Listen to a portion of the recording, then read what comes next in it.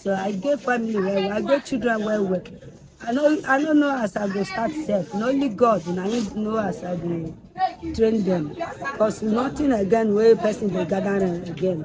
I know they gather again because of the cost of everything. Are they in school? Some day school, I know see some no, I know see money train them. The ones that are not in school, how old are they?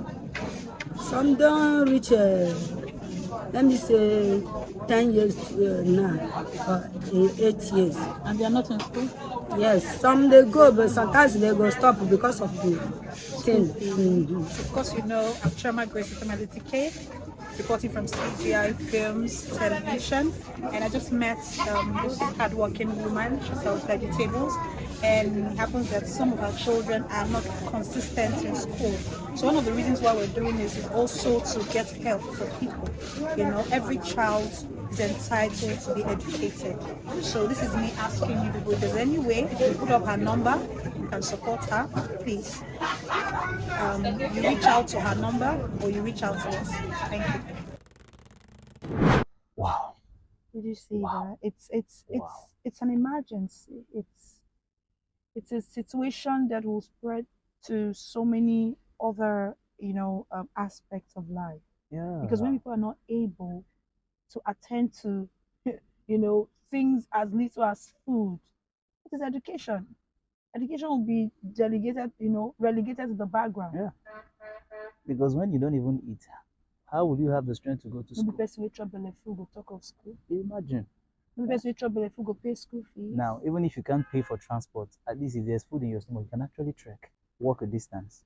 But when there's no food in the stomach, no power to do anything. At the end of the day, you're frustrated. So you see, the high cost of living is at the end of it affecting or causing children not to go to school. When they lose their parents or when they become orphans, they become liability to the relatives. And that's where you see things like child abuse. Yeah. And then you see people are being depressed. So you see, this hardship has got a lot of consequences. True. And downsides. What about even health? What are we even talking about? Go to the hospitals. It's the cost of drugs, Something the cost else. of medication right now is terrible. The hospitals, the prices for admitting a patient, the prices for taking tests, for carrying out surgeries, everything has gone so high. In fact, this is not even the right time to go sick. Always pray that the Lord will grant us good health. I'm It's telling not you, it's funny not a good time to go because sick a lot of people are actually malnourished. So because they're not feeding well. Look at the woman that sells fruit. Do you know how much it costs to buy fruits now? the lady who told you that apple she bought for 400 naira, 200 naira. just one apple. And let's just imagine that in the next 3 weeks, that apple will not go to 800,000 naira. Because you know the problem. We're a country that relies so much on imported Goods and goods. services, We yeah. don't make manufacture. We're not making anything. Our agricultural sector needs to be revamped like immediately. Yeah. We're not planting food. Yeah. We have the land, we have the resources. Yeah. we have the manpower. Okay. So what is the problem? Why are we not going back to cultivating food, going back to the roots, to agriculture? We have palm kernels, Yeah. we have cassava. Look at how much is a painter of Gary now? The hope of the common This is the man. Gary that we used to plant cassava and put it through the process. Yeah. And we have Gary, we have a lot of other things, apple milling, we have the one abacha. These are end products of cassava. No, it's not funny because these are things that we used to do, our grandparents used to do. A lot of children today who are in government are children of farmers. True. But suddenly everybody wants to do white collar jobs. You won't actually blame anybody for that because another thing is virtually all lands have been sold off. Everybody wants to build. No, all lands have been given to church people. Okay. Because everywhere now in a church, Okay. the spaces we're supposed to use to farm, they've converted it to where people And are, some are also have doubling a money in the name of clubhouse, God. bar, and the likes too. And hotels Yes, where they've taken our over young too. girls are now all over the place prostituting. So it's now a lucrative business. That pays more At than the farming. detriment of who? At the end of the day, Who is suffering? they're children, of course, because they will tell you that as long as there's money, I can buy anything I It's want. not their children, it's the children of the poor, unfortunately. It's true. So we need to stand up against these menace that we need to stand up against. Yeah. We need to stand up, we need to take a stand like immediately and say enough No is enough. to this. Government needs to be decisive, government needs to be deliberate, government needs to revamp the agricultural sector. And if the agricultural sector is revamped, we're going to put good use to, I'm sorry, I'm not part of Abado campaign. You know, there's a time when Tinubu was Ewa. campaigning and he said he was Ewa, Abado. Agbado, Red. Anyone you want to. confusion people. If the obedience wants to have it, they say, come there your pocket. Oh. It's not a joke, but truly, let's consider agriculture as young people. The only problem I have is that government we're so backward.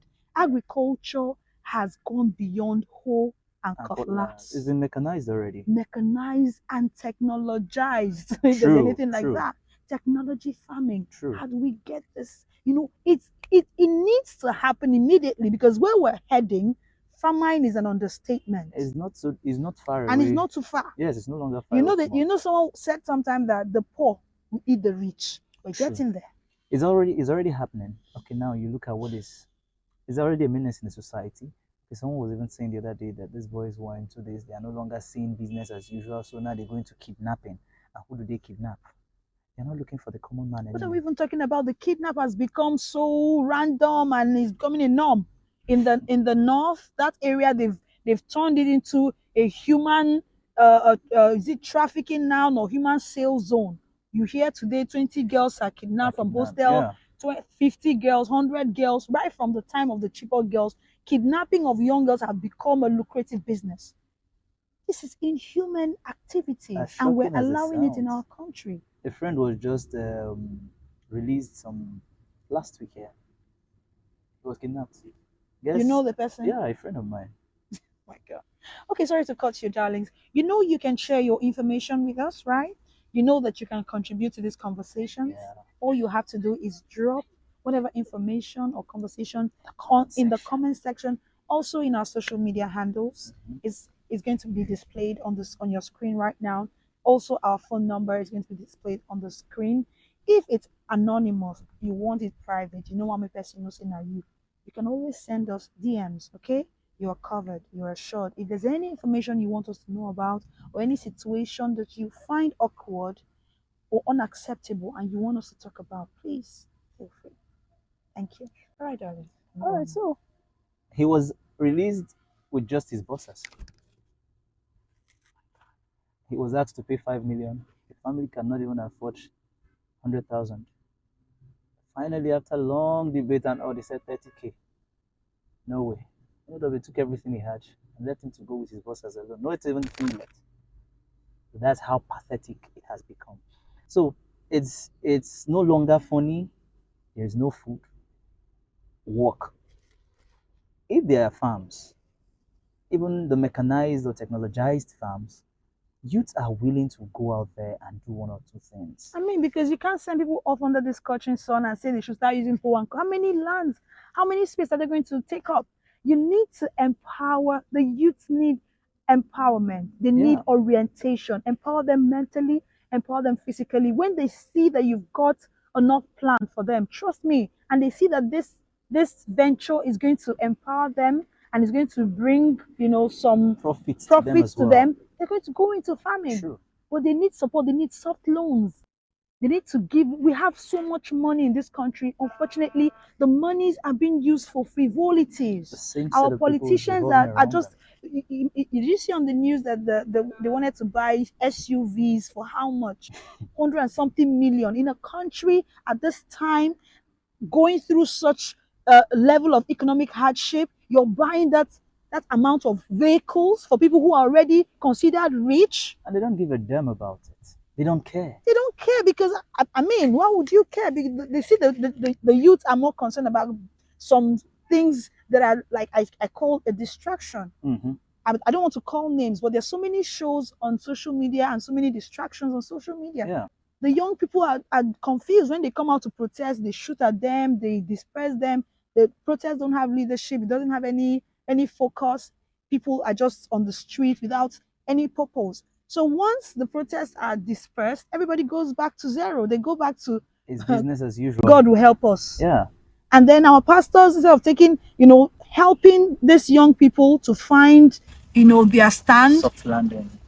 and by speaking up for them as well, they end up taking advantage of their parents, gather them in churches. I go to church, I'm a woman of God, I love God, but I'm also a realist, and I believe that if we don't as a people speak up against this menace, we're going to end up in a worse situation. And trust me, God will not come and do for humans what humans must do for themselves. The church needs to speak up. This is the time that these young people are expecting them to add action to words, not just lip service.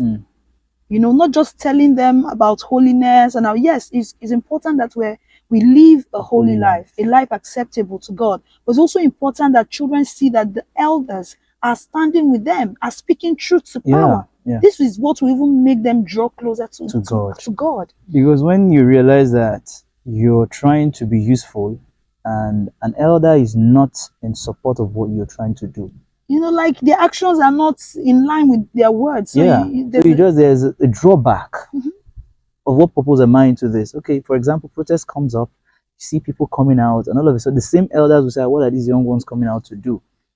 And they scatter the protest. But I don't blame them. Like when protests go on, you see a lot of young people smoking and drinking. That's indiscipline. That's indiscipline. And nobody dares to do it around me when we're doing protests. Like the time we're doing for Imole in Asaba. A lot of guys were drinking. I had to walk up to them. I said, is this the aim of this gathering? Why are you making it look like we're not responsible people? I mean, if someone like me can come out and join this protest and someone like you is drinking, what do you think? They will see us like we're on, and I don't, so I had to, try to give them the right orientation. Because I know a whole lot of our youths today are actually more of cruisers. They see every given opportunity for cruising. That's because thanks to celebrities, most times on social media, the life is all about cruise, smoking weed and drink. And though that's not all what life is about. I mean, now we're dealing with a real tangible situation like this, and it's critical. So is it just about smoking and drinking and getting all high up? So when you get back to your normal state, what happens? Your situation is you're still faced with the same, situation. The hunger will blast you. Yes, they wait for you. Some go wash pots keep nothing. Now you can imagine a young person saying that he's not going to get married because there's no money. So instead of you to start your life when you're supposed to, because things are not how it's supposed to be, you find yourself now there's delay, and you're going to go to kabash and all of. Meanwhile, when you were supposed to be serious minded and speak out and stand for something, and you didn't grab the opportunity. You weren't able to do that. Yeah. Education is one of the very important aspects of society. Yeah. I don't even know why our government is ignoring education so much. An uneducated child is risky. True. Is a waiting time bomb. And these are the people they take advantage of during elections. They give them stipends and they allow them to steal ballot box and risk their lives because they are uneducated. What do you want to tell an uneducated man? He's vulnerable to anything. So they deliberately allow these children to be out of school so they can take, use them for their evil. Very true. I quite agree with you on that.